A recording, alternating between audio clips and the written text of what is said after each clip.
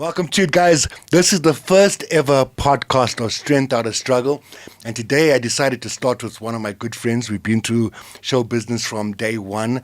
He is started off in the television industry, but before that, and what guys don't know is he was brought up with his father as a top boxing coach.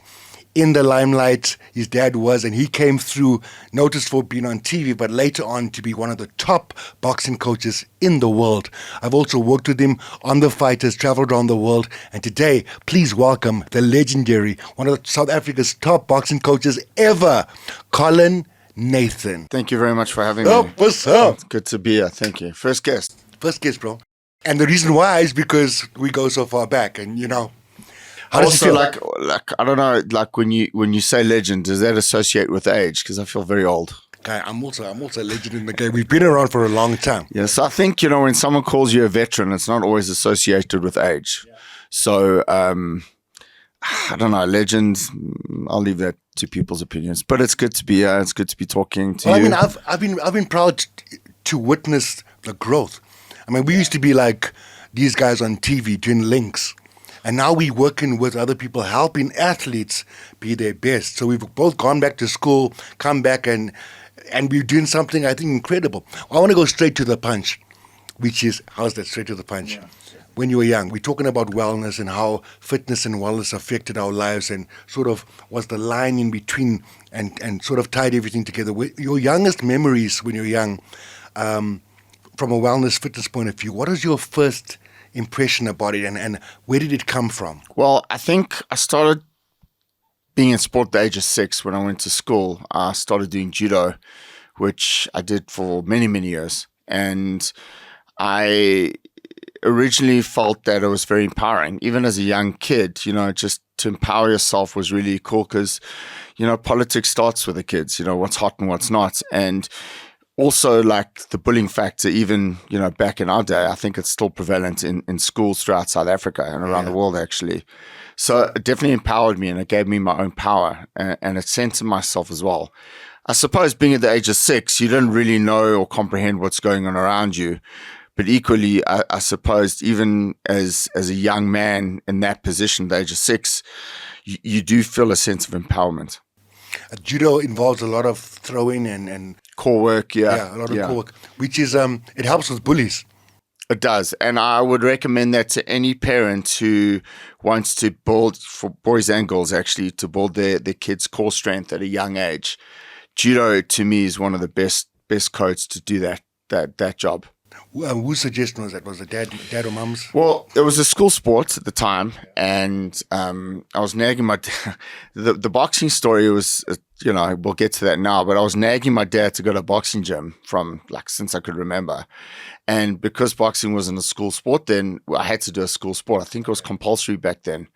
And judo was obviously a combat sport, and that's something that, intrigued me. I suppose subconsciously maybe I thought to myself, well, maybe it's a bit like boxing. But so that was the initial thought, like either swimming or running, whatever it was. And my parents at the time chose judo for me. I think actually now that I think back, besides having to participate in a compulsory sport, one of my older friends was doing judo, and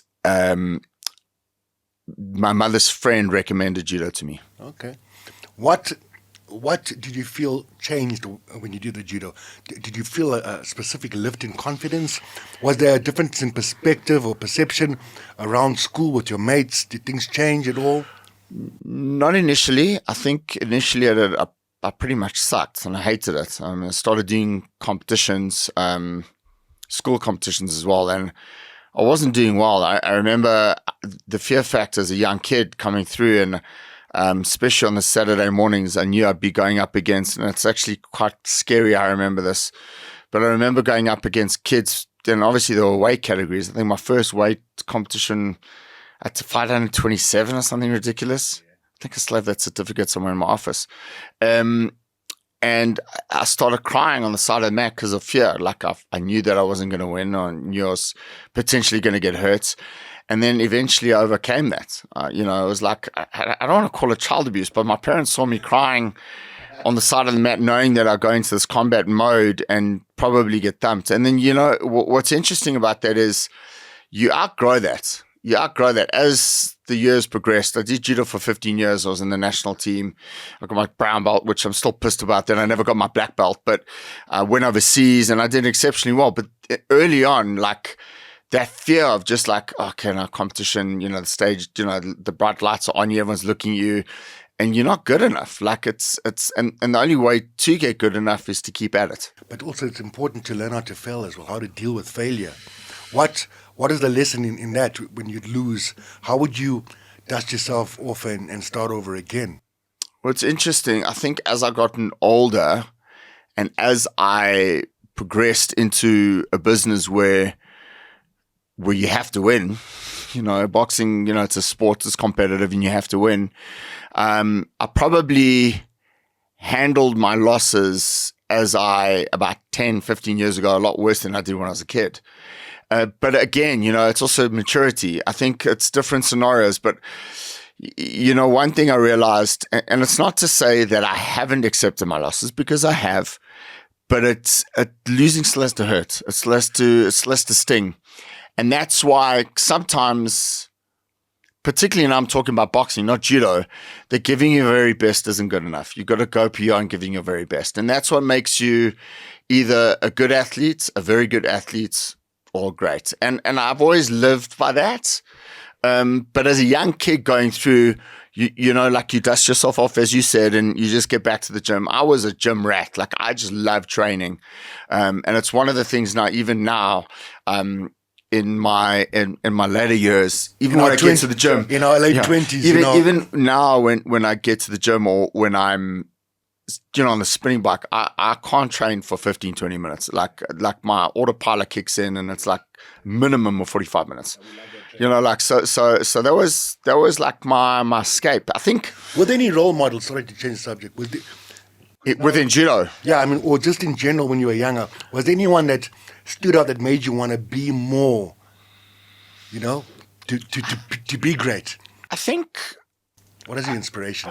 Look, I mean, I didn't have the greatest childhood. I was very much a loner. And at times in my life, I still am a loner. I still enjoy being alone and reading my books and, you know, kind of like, I mean, I went through the party scene and the jawling scene, but now my kids and everything, you know, like I'm a family guy, I think, to a point. Obviously work's very, very, very hectic for me. But role models were always fighters, boxers. But I always realized myself that, you know, when I started winning, and that's because I put a lot of pressure on myself. I also had a father who was very, very hard on me, which retrospect, like I think you learn from your parents' mistakes. And maybe he was a little too hard on me. Good and the bad. Yeah, the good and the bad. You know, I wasn't a spoiled kid.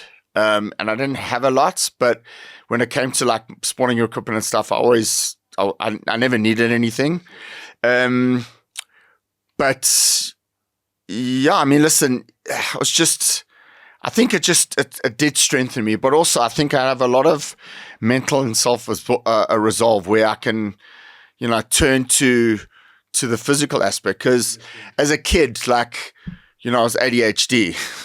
I mean, I'm still ADHD, so the fact that I'm sitting still for this amount of time. Oh, we're both the same. That's why we were able to work a way of getting through these things. And I enjoyed the physical outlet. And that's probably why I was just so taken by boxing gym when I went to the age of 7. So started doing judo at the age of 6, competed at the highest level, not the Olympics. And that's actually one of the reasons why I stopped judo. Was my dream was to go to the Sydney Games and qualify. But I realized that, and this is probably hard to hear and hard to hear myself say, but I wasn't good enough. The standard at the time wasn't good enough for us to qualify. And I don't think I was good enough to qualify. So my dream was kind of shattered in a way. It's funny how things only make sense in retrospect sometimes. Like when it happened then, you can't believe it. But now looking back, you almost see why it happened and how it's aided you in other endeavors, getting to where you are now.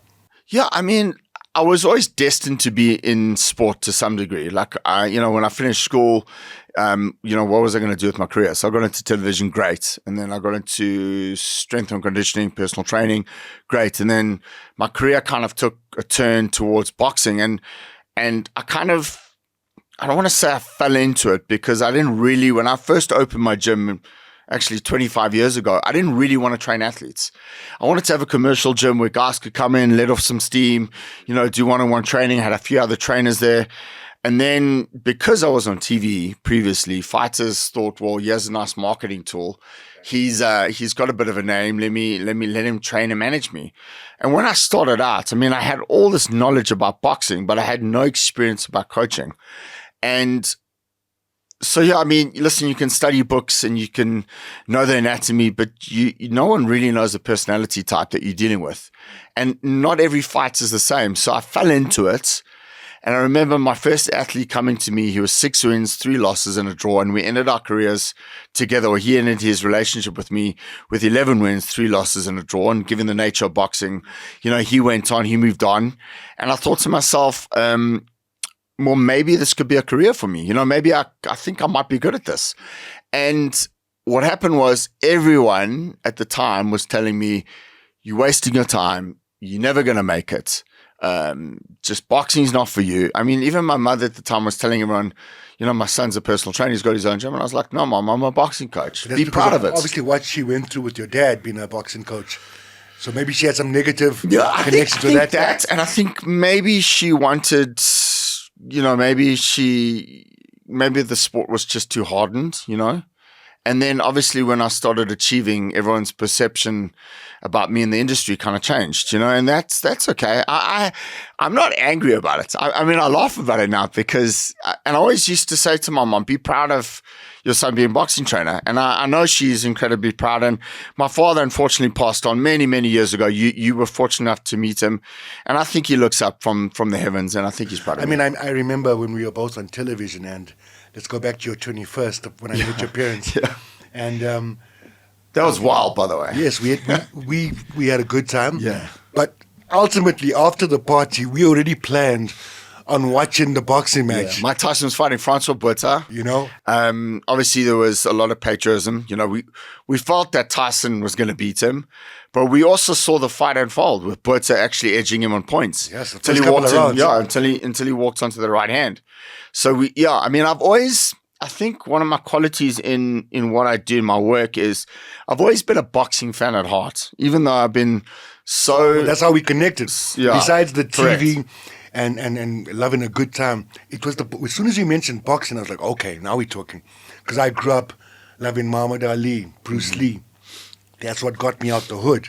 So we connected there. And even though you were a bit younger, we sort of stayed in contact. Oh, another thing is you were great at making sushi. I was like, you got to come for sushi. You remember that? I remember that because you learned how to make sushi. It's like, you come for sushi? And I watched you make the sushi. You're like, check this out. Okay, yeah. I'm like, okay, and you explained to me the whole process. I don't know. I've got a knack of... Hope you haven't forgotten. No, I remember that. But I think I've always been creative. I started cutting my own hair during the lockdown, and I have ever since. Bro. And then, now you've been cutting other people's hair. Yeah, and then I started cutting other, or like my fighters. A lot of my fighters come to me for haircuts. We're gonna open up a barber shop. I've got my own little, barber set up in the facility, and there's that. I love cleaning shoes. It's also like one of my hobbies. And, so that's where I got a lot of shoes that need cleaning. For myself. Yeah. So now what I want to ask you is something that's very important now, which is the actual purpose of the show, which is Strength Outta Struggle.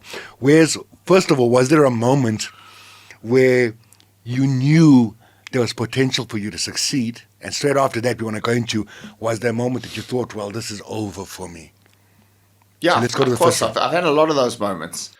I'll never forget when I was busy building my gym, my brother in America, Darren, and I'm sure he's not going to be upset about me mentioning this in the show, and in this interview, I was catching mitts for him at Old Ed's while the gym was being constructed. He wanted to move around with me, and I said, I want to start coaching boxing, and I'll never forget the words to him. And funny enough, I saw him in December. Now we went to visit him, and And I said to him, remember what you said to me at the gym when I was catching mitts for me? And he's like, what? It's like, you said to me, one day my name will be under lights.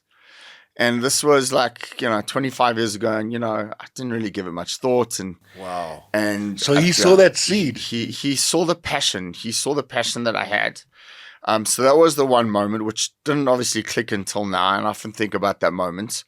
And obviously the success of building champions and putting fighters, belts around fighters' waist, championship belts around fighters' waist.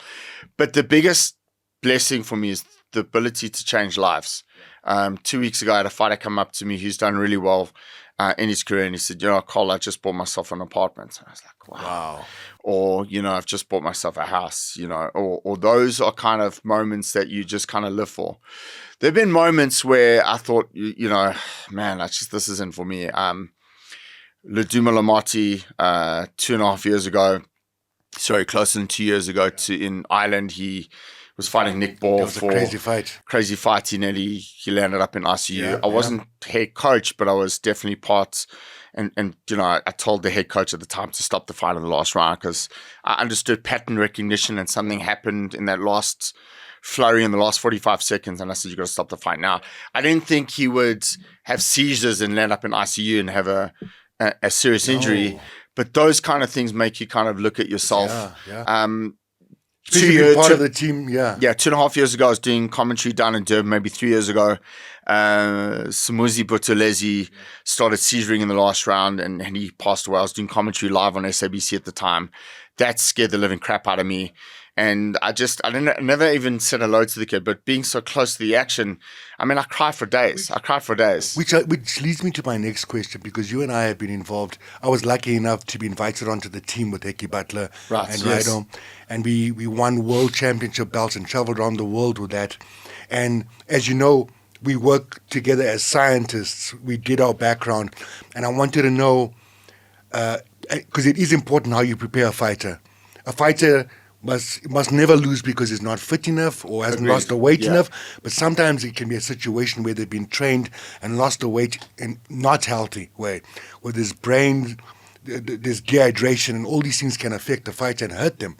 What is the importance of that part of boxing, of preparing the fighter, the weight loss, and because we need to highlight that as well. And how do we protect the fighters? So there are 17 weight divisions in boxing. And I can tell you right now, except for the people who are not fighting as heavyweights, 9 out of 10 of those fighters cut weights. And I'd say 50% of those fighters probably cut weight the wrong way. A lot of them do sweat training, which I absolutely hate. It's that, the rain jackets and it's the sweatsuits. And I really, really don't like that. Like the week of the fight, if it's not full, maybe we could do that. The only time I've actually really ever mandated a fight to wear a sauna suit during training was when we were getting ready to fight in Thailand because of the humidity. So I wanted his body to be used to that kind of trauma in terms of just, being so hot. But the weight cutting is crucial to performance. And a lot of fighters don't realize that. So my ultimate, and obviously doing the keto is not always for everyone, but a lot of the guys drop their carbs. That's the most important thing. They drop their carbs. And unfortunately, leading up to a few days out, they start either doing a water load or they drop their water. And that's kind of the dropping the water, the saunas, which I'm not a fan of. I'm really not a fan of. I like the hot baths, the hot blankets. I want to try and do it as naturally as possible and equally to try and save the person's energy. You see a lot of the old school guys going for runs with plastic suits on, and I was just like, oh, look at that. And I'm thinking, no. The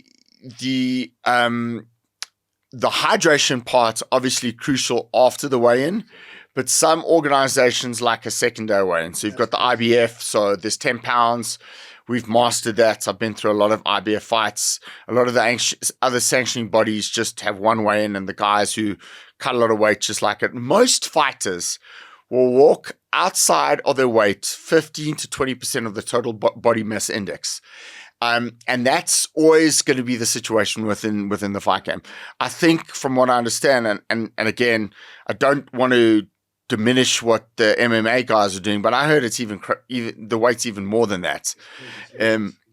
Yeah, so it could be even more than 20% of the total body mass index. So, and going to the camp and stuff, it all depends on where the fighter is weight wise. But going back to, and you and I have discussed that you should never lose a fight based on conditioning. If that's the case, and it's such a major weight cut, rather move your fighter up a division. That's what I'm saying. And we've had those discussions. I want to talk about the moment when you felt, I've made it. Whether it was with yourself, with the fighter. You know that moment, because we've both been there where, I remember the fight when Heki against Kosnati. Oh, yeah. Oh, my God. I think, fight. Yeah, that was definitely a breakout moment for me. Wow. I remember seeing Heki on TV, and I didn't know who his coach was. I just saw this kid moving, and I remember stopping, and I was with my partner, and I was like, I want to work with that kid. And as soon as as he came back to the corner, there was my friend.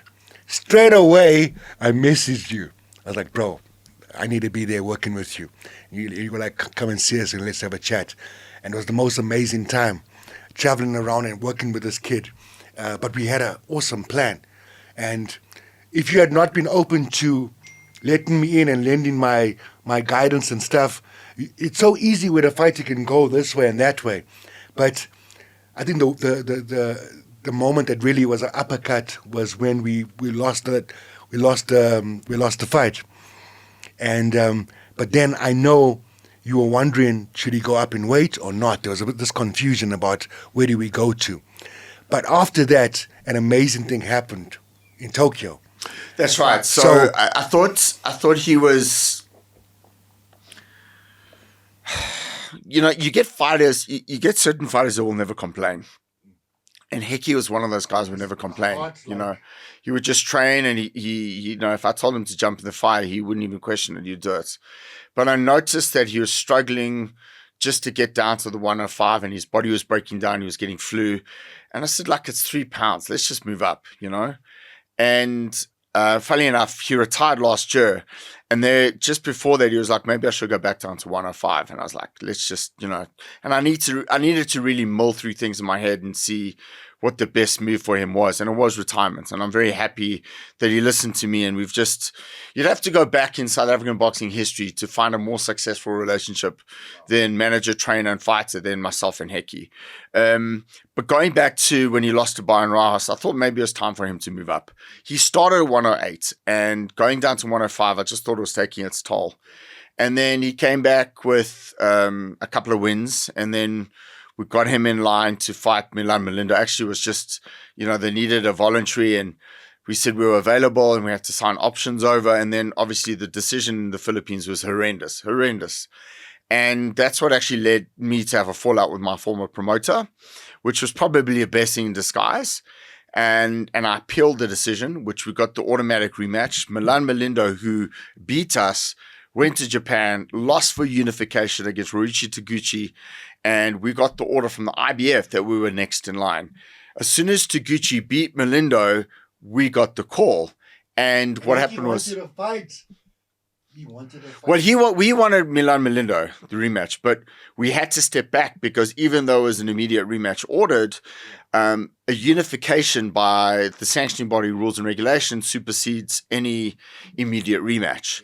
So we stepped back on the assurance that we were going to get the shots, and I wanted it in writing, which I never got. So the IBF were really good on their word, and they really, really did stand by their word, and we got the shot a few days later after.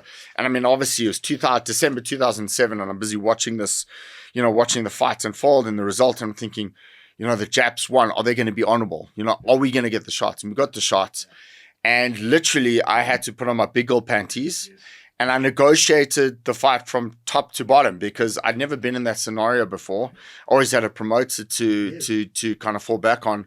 And I negotiated, and the odds were 17-1. We weren't supposed to win. I think, yeah, we went and we caused an upset. So, like, I mean, what we don't realize, having worked with these champions and changed lives like this, is that there's a lot of people out there that have been watching and have been affected by it. And hopefully now will be inspired by hearing the story behind the story.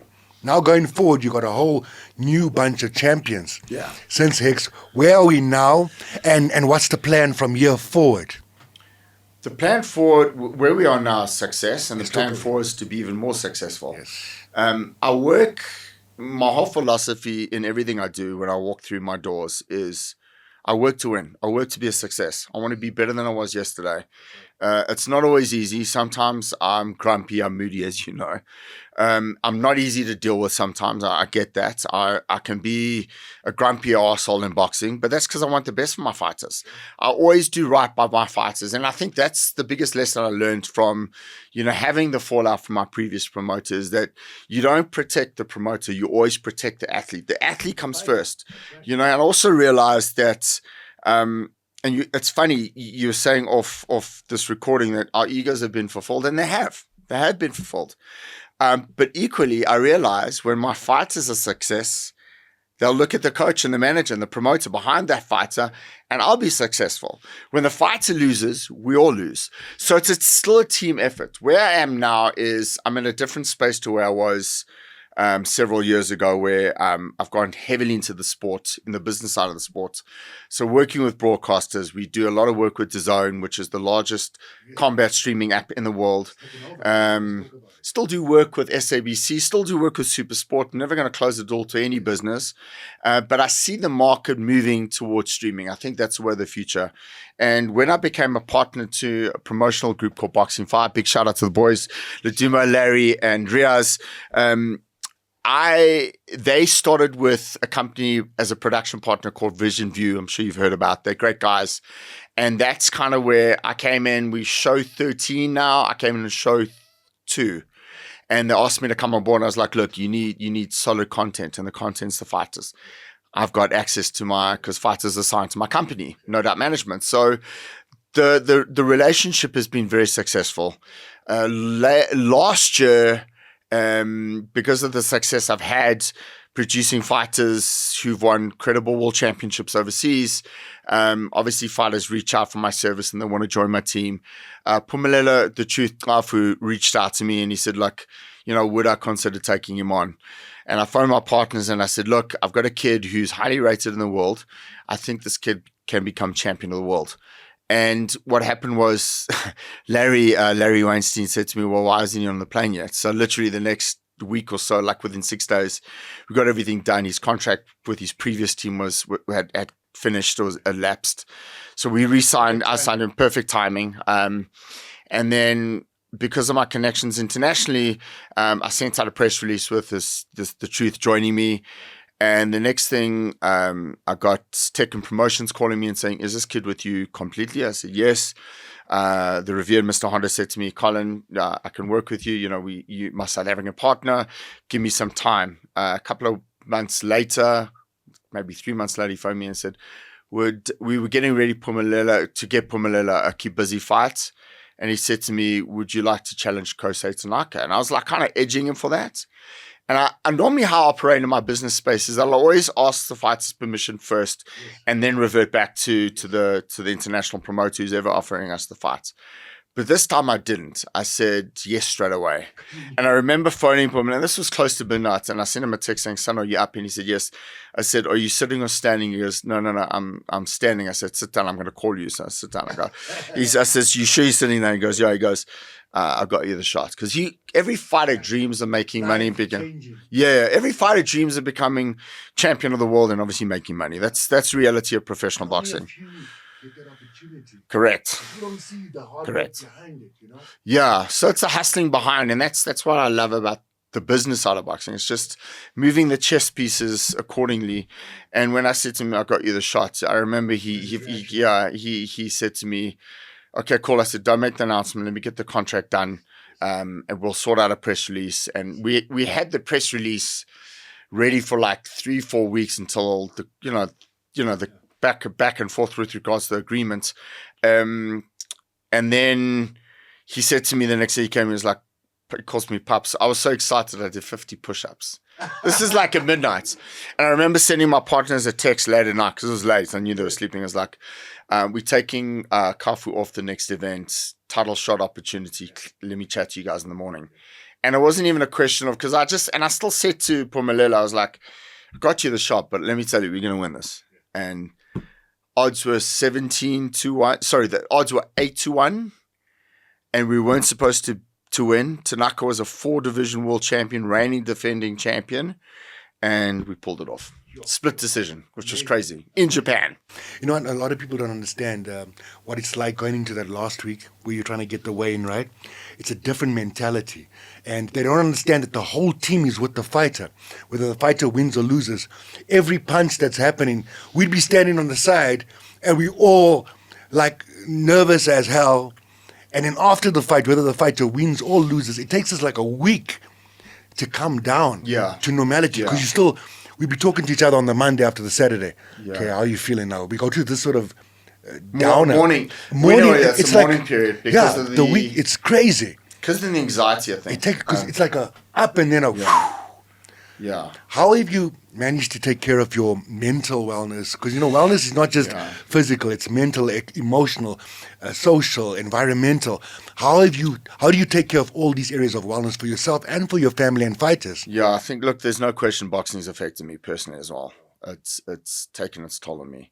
And it's affected people around me as well. And I want to go back to a moment where just like my world was crushed, where Sivanati Nonchenga went to Monte Carlo, where I'd never lost before besides Ronald Limberberg, but I never lost a world championship fight. And Sivanati was like flying high. He just defended his world championship against Reggie Siganov. We were signed to Matchroom, and we were fighting Adrian Carell, who was kind of, I don't want to say handpicked, but it was a voluntary defense. Outboxed him first round, and the second round, Sivanati pulled the wrong way and he got caught with a massive right hand and he was on his back. That was so tough, man, because we were hot favorites. We were supposed to win. Going back to the dressing room, like, you know, Sivanati was crying. It was just horrible moments. And me being me, by the time we're walking back, and I'm obviously in a state of shock and I'm devastated. I start speaking to Match and I'm like, can we get a rematch, you know? And then I whispered in Siva's dad's ear, who obviously is part of the team best, Mr. Kopeni. And I said to him, what about us getting a rematch? She's like, please, please, please. So while we're walking back in misery, I'm already trying to. But the days afterwards were horrendous. Like, but we always know that there's that punch. There's that one punch that can change anything. Just the timing of it. You can be the best fighter on earth. Yeah. If that timing is wrong, if you walk into a punch. And the thing about boxing is that Kirill wasn't a big puncher, but he sparked us with one shot. And we saw that recently with Jaime Munguia. We fought a guy from France where he was absolutely licking the guy. And the guy had like 23, 24 wins with only 5 knockout wins. And he caught him with the right hand and he knocked Munguia out.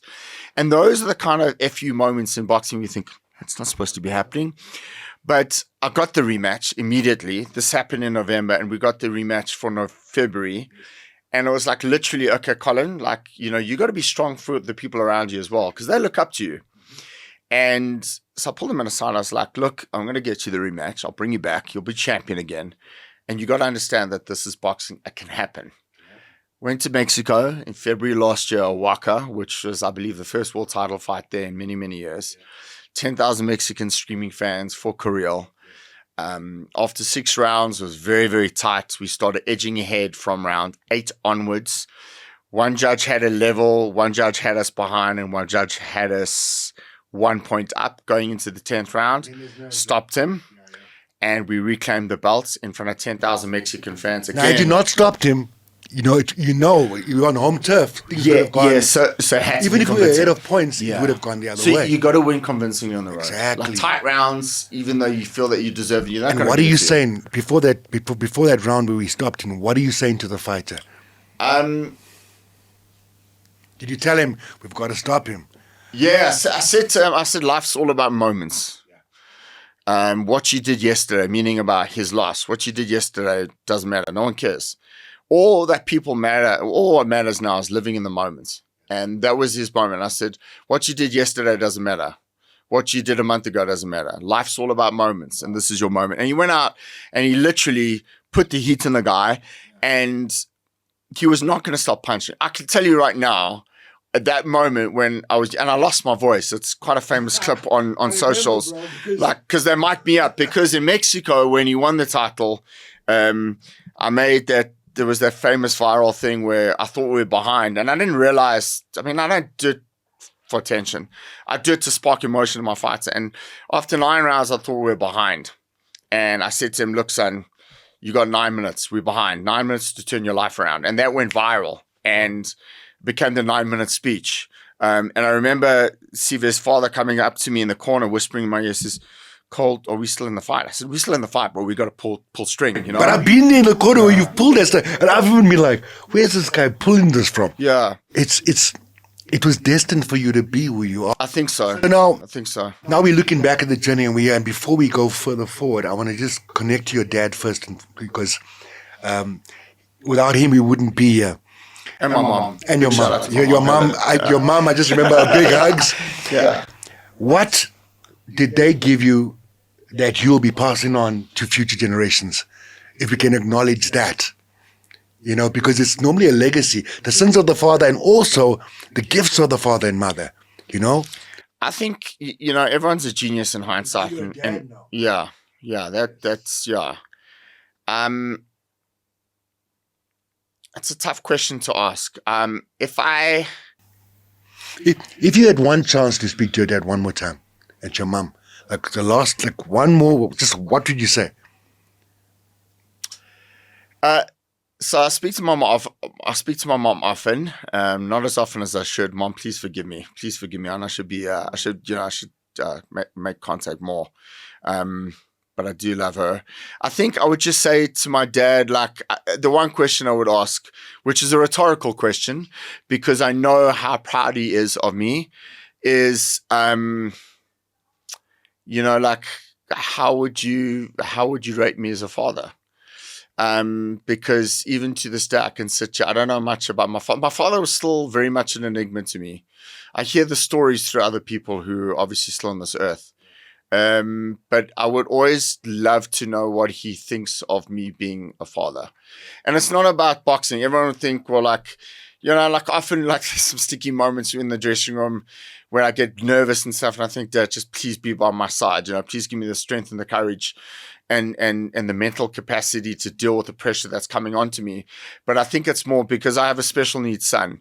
And that's what I want to talk about, like how, because you've been given extra challenges, and how have you handled that? This beautiful soul, I know him. So how has that been? Because a lot of people don't know behind that success what you've been dealing with and how you've. So it's like, I mean, I think I've learned more about myself as a human being with Jamie. So I've got 3 kids. Daniel's 19, Kyla, who's 8. She's the queen, and she just lights up everything. And then I've got my special needs son, who's 10 years old, Jamie Shy. Daddy's pudding and pie. And I've got a very special connection with all my kids. But Jamie and I, we do a lot of things together, given that he's wheelchair bound. I think he's made me definitely made me a better perceptive coach. I look for more things. I think I'm more compassionate to the fighters. I think there's more empathy from me. I've never really viewed my fighters as fighters. I view them as human beings. And I think that's what differentiates me from the others. And there's also that connection. And maybe that connection that I've got with Jamie has helped me connect with other people. My patience as I'm getting older is getting non-existent. I don't have time for stupidity. I don't have time for filling out forms, standing in queues. Maybe that's because of my ADD. But with Jamie, I've got all the patience and all the time in the world. It's kind of softened me. But, and I think that's also with the patience thing, I think that's also age related. But the lesson is that God puts us in certain positions and situations. And you know what? Like a lot of people will curl up and die and they wouldn't be able to cope. And I think about it like this, is that for me, it's the biggest blessing I could have ever got in my life.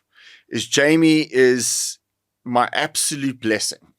And one of the joys of my world and life. All my kids are. My success is. My friends and family.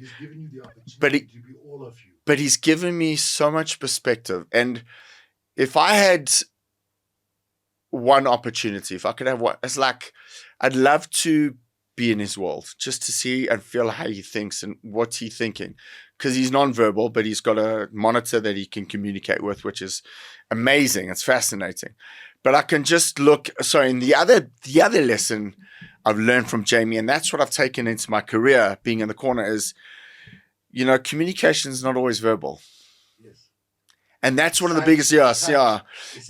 And that's what I noticed going back to the near tragedy with Leduma Lamati, when I could understand pattern recognition, and he got caught with a punch and his body reacted differently. And I was like, something's not right here, guys, stop the fight. And communication. And much love to Mdumo, good friend. Yeah. I'm going to be seeing him a bit later. And that's the lesson as well, that communication isn't always verbal. You know, when a guy does this, you know, he's upset. You know, and you can be perceptive on things, yeah. On that note, I don't think we can reach a higher note except to close off by this. What is FITLIFE for you? FITLIFE is mental wellness as well. It's so important to just be, you know, taking time out for yourself. And I'm doing that more and more as I'm getting on. Like, I've started like one of, you know, the New Year's resolutions. So last year's New Year's resolution was to cut out sugar, not totally. And I did for like 6-7 months, and now I'm back on that. But also training. I've got a spinning bike upstairs in the house. So if I've had a manic day, which often I don't have time to train. So I've got crazy hours. Like last night, 11 o'clock, I was spinning for 35 minutes, because I needed to sleep as well. Or always hitting the gym, and just also the mental wellness, just stepping back when you need a break, when you feel that you're actually exhausted. And I do have mental fatigue. I've got burnout. There's no question. But because I'm so focused in what I need to do, very rarely do I step back and I actually take time out. But I am doing a little bit more and more. And I think that's important. Mental wellness and get your body moving.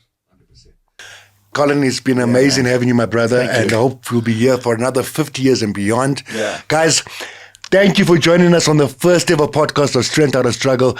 We're going to be listening to a lot more stories about Strength Outta Struggle, and this is the FITLIFE. Consistency, wellness, be the best that you can be, and keep reaching for the stars. God bless you.